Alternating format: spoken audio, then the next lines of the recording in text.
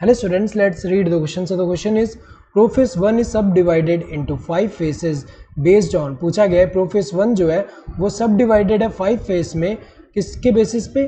Chromosomal movement, chromosomal alignment, chromosomal behaviour, chromosomal structure. Correct answer क्या है? Chromosomal behaviour. सो इन पांचों phase में जो क्रोमोसोम का बिहेवियर अगर हम देखें डिफरेंट देखने को मिल रहा है। जैसे सबसे पहले अगर हम देखें पहला फेज कौन सा होता है प्रोफेज 1 का? लेप्टोटीन। लेप्टोटीन में क्या होगा? There will be condensation of chromatin material to form chromosome. So इसमें क्या होता है? क्रोमेटिन मटेरियल का कंडेंसेशन होगा to form chromosome. Chromosome form हो रहा है यहाँ पे एक तरह से। तो अगर देखा जाए यहाँ पे क्रोमेटिन मटेरियल का कंडेंसेशन होकर क्रोमोसोम फॉर्म हो रहा है। तो सेल है यहाँ पे, ये न्यूक्लियर मेम्ब्रेन है, अंदर जो क्रोमेटिन मटेरियल कंडेंस होकर क्रोमोसोम बन रहे हैं लेप्टोटीन में। Then next zygotene.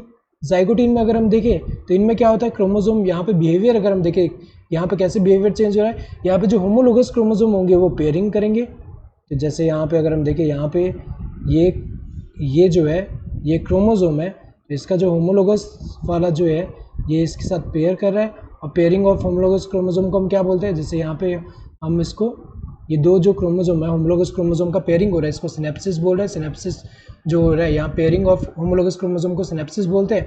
और जो पेयर्ड क्रोमोसोम्स है होमोलोगस क्रोमोसोम यहाँ पे उसको हम क्या बोलेंगे?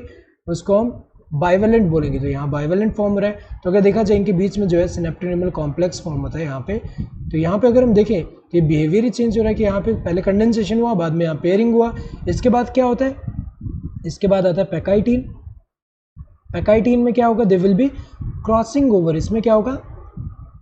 Crossing over. क्रॉसिंग ओवर में क्या होता है कि जो यहाँ नॉन सिस्टर क्रोमेटिड होंगे होमोलोगस क्रोमोसोम के, उनके बीच में जेनेटिक मटेरियल का एक्सचेंज हो रहा है। इसके बाद क्या होगा? पैकाइटीन के बाद क्या होगा? पैकाइटीन के बाद आता है डिप्लोटीन। डिप्लोटीन में क्या होगा? डिप्लोटीन में हमें पता है कि यहाँ पे जो सिनेप्टोनिमल कॉम्प्लेक्स होगा नॉन क्रॉसिंग ओवर साइट, वहाँ पे क्या होगा? उनका डिसोल्यूशन हो रहा है। तो डिसोल्यूशन ऑफ सिनेप्टोनिमल कॉम्प्लेक्स। तो जब डिसॉल्व होगा नॉन क्रॉसिंग ओवर साइट पे, तो यहाँ पे अगर हम देखें ऐसा स्ट्रक्चर जो फॉर्म होता है ये एक्स जैसा, तो ये क्या है? कैजमेटा। कैजमेटा। तो कैजमेटा अपीयर होता है। तो यहाँ क्रोमोसोम का बिहेवियर अगर हम देखें यहाँ पर हर फेस में डिफरेंट यहाँ बिहेवियर देखने को मिल रहा है। डिप्लोटीन के बाद क्या आता है? डायकाइनेसिस। डायकाइनेसिस में क्या होगा? They will be terminalisation. जो कैजमेटा बचा है यहाँ पे वो भी क्या होगा? टर्मिनलाइज, उसका भी टर्मिनलाइजेशन होगा। Terminalisation of chiasmata. कैजमेटा। तो अगर देखा जाए यहाँ पे क्या हो रहा है? बिहेवियर ये पांचों फेस में डिफरेंट है, इसी के बेसिस पे यहाँ पे हम इसको डिवाइड कर रहे हैं प्रोफेस 1 को। So correct answer would be this third one. Chromosomal movement के बेसिस पे नहीं है, अलाइनमेंट के बेसिस पे भी नहीं है, स्ट्रक्चर के बेसिस पे भी नहीं है, यहाँ किसके बेसिस पे? Chromosomal behaviour. Correct answer would be this third one. Hope you understood the question. Thank you and all the best.